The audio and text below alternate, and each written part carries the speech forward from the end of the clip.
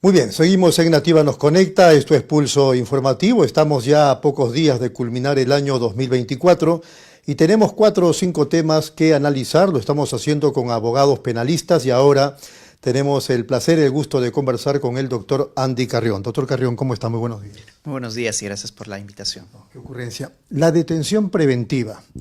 Ya sabemos lo que pasó en el Congreso lo ha restituido, pero todavía falta la firma de la Presidenta de la República, de la autógrafa, para que ésta sea publicada en el diario El Peruano. ¿Qué tan importante es una detención preliminar? Creo que había dicho preventiva, la preliminar. ¿Qué tan importante es en el ámbito de la juridicidad peruana?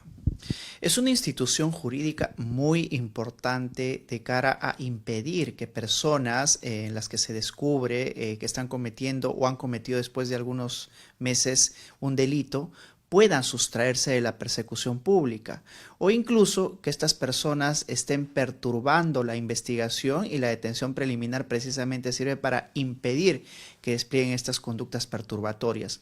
El Congreso de la República ha cometido muchísimos errores dentro de la legislación, pero uno de los más importantes es este, ¿no? Y el problema es de que por ahora nos están dejando en un limbo jurídico, porque el día de hoy ya no se están produciendo las detenciones preliminares. Ello significa que si el día de hoy, por ejemplo, la policía indaga a una organización criminal y ve que estas van a perturbar la investigación o que se van a fugar a otro país, precisamente no pueden ser detenidas.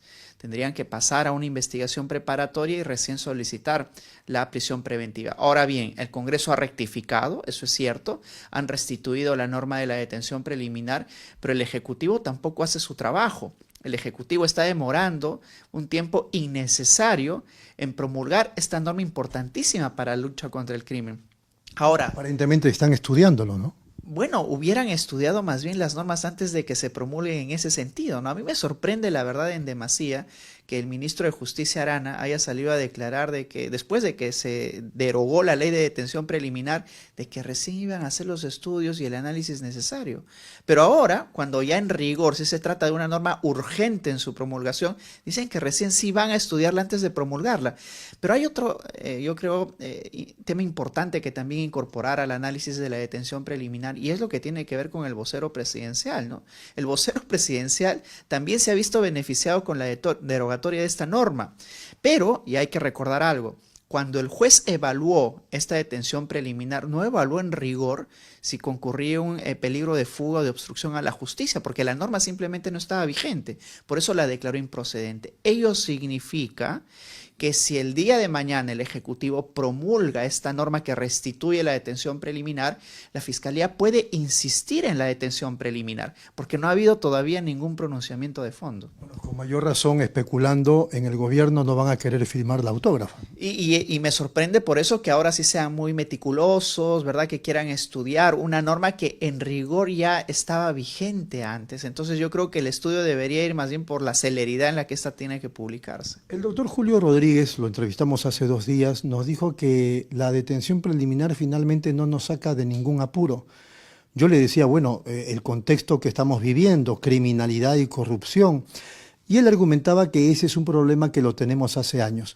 Pero realmente, doctor Carrión, ¿cuál es la importancia de la detención preliminar? Si es que hay que hacer un diagnóstico, primero sí hay que reconocer que ha habido un abuso de la utilización de la figura de la detención preliminar por parte de la Fiscalía y también por parte del Poder Judicial quien la otorga. Pero no es culpa de la detención preliminar, sino de quienes la ejecutan, igual que la preventiva. Por supuesto, es decir, hay que identificar, diagnosticar precisamente quiénes son los funcionarios que han mal utilizado esta institución jurídica y claro, la instrumentalizaban para generarse de esa manera colaboradores eficaces. Sin embargo, y comparto lo que acabas de decir, no significa de que la figura jurídica en sí misma sea mala para la lucha contra la corrupción. ¿Por qué?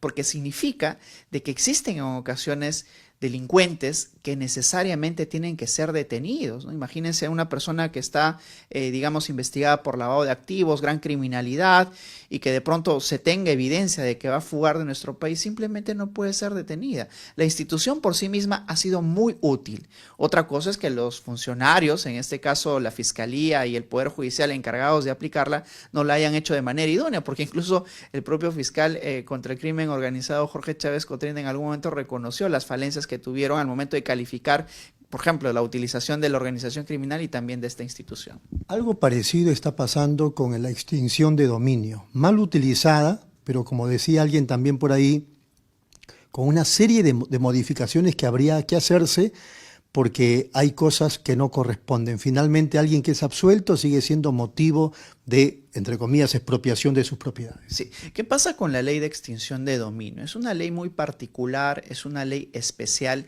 que ya no indaga investigables por parte del ámbito penal, sino que más bien únicamente se concentra en los bienes.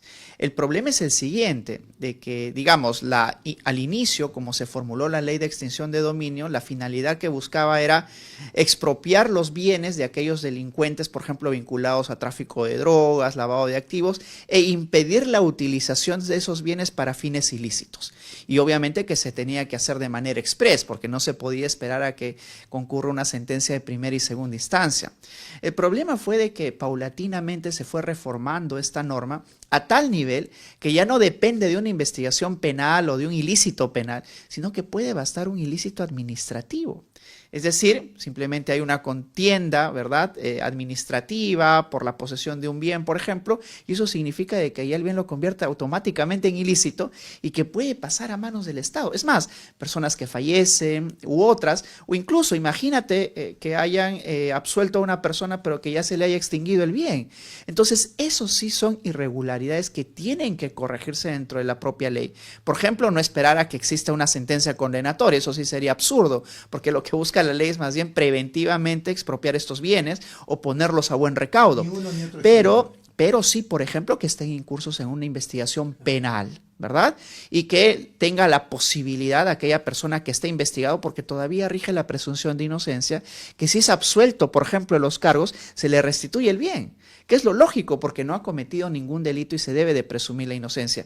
No solamente han opinado a favor de que se modifique esta norma la Defensoría del Pueblo, sino también el Colegio de Abogados de Lima y algunas otras instituciones que están a favor de esta reforma. Y yo creo que es positiva la reforma, pero no de manera radical, ¿no? Porque cuando uno dice, no, la ley de extinción de dominio no sirve para nada, es simplemente favorecer al delito, ¿no? Y eso yo creo que no es la posición idónea. Muy bien. El Tribunal Constitucional emitió hace algunos días una resolución respecto del caso de Vladimir Cerrón y hay quienes dicen que con esto ya lo absolvieron, ya no es prófugo de la justicia, que ya anularon la sentencia y por lo tanto ya ese juicio pues vuelve a cero o se acabó. ¿Puede explicarnos usted? Hace poco acaba de emitir en efecto el Tribunal Constitucional una decisión en la cual anula la sentencia emitida en contra de Vladimir Cerrón en una segunda instancia. Pero ¿cuál es el motivo de la anulación? Lo que hace el Tribunal Constitucional es decir, a Vladimir Cerrón lo están investigando, lo han enjuiciado por el delito de colusión simple. Y él ha postulado en el juicio, tanto en primera y en segunda instancia, que este caso ya habría prescrito. Sin embargo, los jueces de la Sala Superior dijeron simplemente el caso ha prescrito, pero el problema es de que nunca individualizaron o identificaron cuándo exactamente se cometió el delito de colusión, porque es necesario identificar el momento mismo de la comisión del delito de colusión para a partir de esa fecha realizar un análisis serio de si el caso ha prescrito o no. Eso es lo que reclama el TC. Y eso es lo que reclama el Tribunal Constitucional, que la sala haga una operación adecuada, pero claro, y tiene que encargarse esto a otra sala, pero ya el Tribunal Constitucional también establece ciertos parámetros de la evaluación de la colusión, porque aquí de lo que se le imputa a Vladimir Cerrón son dos actos, un acto supuestamente el pacto colusorio el año 2013, pero lo que dijo la sala dice no, es que el pacto colusorio no es lo único que vale, sino acciones que se habían desplegado el año 2014. Pero si se queda con el primer configurador del delito del año 2013, pues el caso ya había prescrito.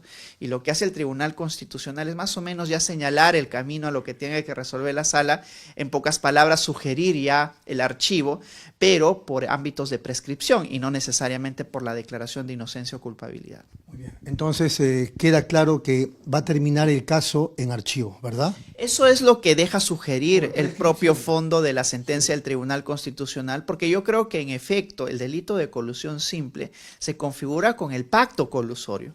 Pueden haber actos posteriores, pero la Corte Suprema ya ha desarrollado en múltiples decisiones de que la configuración de la colusión es cuando se pacta ilícitamente. Y el problema es de que la Fiscalía determinó que el pacto ilícito se da en el año 2013. Entonces, bajo esa propia consideración de la Fiscalía, el caso al día de hoy habría prescrito.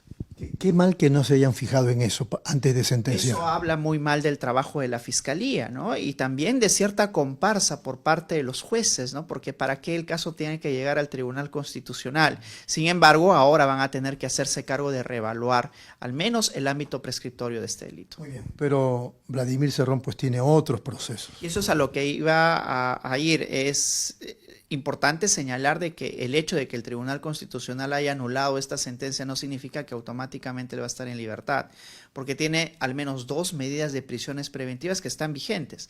Lo irónico del caso es de que precisamente esta sentencia que acaba de anularse motivó a que se fugue de la persecución pública y como un efecto dominó más bien vinieron los otros 2 pedidos de prisiones preventivas y resulta que ahora le anulan precisamente esta sentencia que motivó que él se sustraiga de la persecución pública. Muy bien. El otro tema, esta presunta red criminal al interior del Congreso, se habla de trata de personas, de explotación sexual, cambio de caricias por votos, por decirlo de algún modo. ¿Qué impresión tiene globalmente? Por ahora ya la Fiscalía se ha hecho cargo. El delito de proxenetismo es un delito que está sancionado de 3 a 6 años de prisión. O sea, no es un delito tampoco leve. Y en segundo lugar, de que no solamente tienen que responder a aquellas personas que activamente han organizado precisamente esta estratagema de favores sexuales, aunque eso es la hipótesis, digamos, que se maneja al día de hoy, todavía no es nada seguro, sino también a aquellas personas que lo han consentido, ¿no? Uno de los trabajadores, por ejemplo, dejó de trabajar un buen tiempo en el Congreso de la República, pero regentaba más bien de hecho fácticamente la dirección de esa área legal. Entonces la pregunta es quiénes sintieron, quiénes consintieron, y es evidente que también la mesa directiva debió de tomar acciones correctivas ante ello. Y después regresa esta persona y habría que indagar, porque también implica ámbitos de responsabilidad del superior, porque no solamente el derecho penal se ocupa de las personas que despliegan los actos ilícitos, en este caso, por ejemplo, el delito de proxenetismo, sino que sus superiores, en este caso podría ser el ámbito administrativo o incluso la mesa directiva, si tienen el conocimiento de que al interior del área legal se están desplegando actos ilícitos vinculados al proxenetismo, ellos deben de actuar de manera inmediata, porque si no actúan para revertir ese resultado, pueden hacerse responsables, pero por omisión, es decir, por no haber supervisado e impedido que estos delitos se sigan cometiendo. Algo similar a lo que se le imputa a Dina Boluarte con el tema de las protestas. Nadie le imputa a Dina Boluarte haber dado la orden de matar o haber estado presente en el lugar de los hechos, pero se le imputa el hecho de no haber impedido la realización del resultado, es decir, la omisión, que perfectamente puede ser trasladable a este ejemplo.